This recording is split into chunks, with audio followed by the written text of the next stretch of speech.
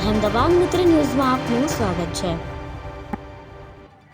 વડોદરા નજીક express highway પર આજોડ ગામની સીમમાંથી જિલ્લા લોકલ ક્રાઇમ બ્રાન્ચે મોડી રાત્રે સિમેન્ટ મિક્સરના કન્ટેનરમાં લઈ જવાતો ₹44,83,200ની કિંમતનો દારૂનો જંગી જથ્થો ઝડપી પાડ્યો હતો। આ બનાવમાં પોલીસે કન્ટેનર ચાલકની ધરપકડ કરીને કાર્યવાહી હાથ ધરી છે।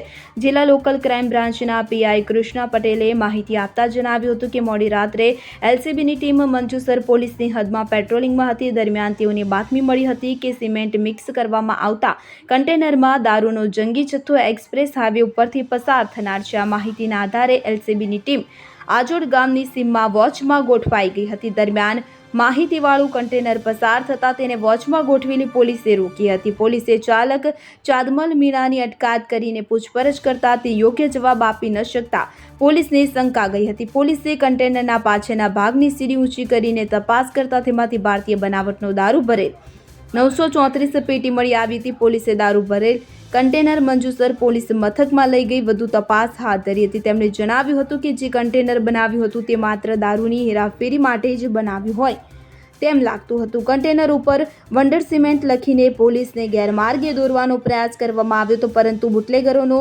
કિમિયો પોલીસે નિષ્ફળ બનાવ્યો હતો। અહેમદાબાદ મિત્ર ન્યૂઝની યુટ્યુબ ચેનલને સબસ્ક્રાઇબ કરો અને બેલ આઇકોન જરૂરથી દબાવો, જેથી દરેક મહત્ત્વના વિડીયોની નોટિફિકેશન તમને મળતી રહે।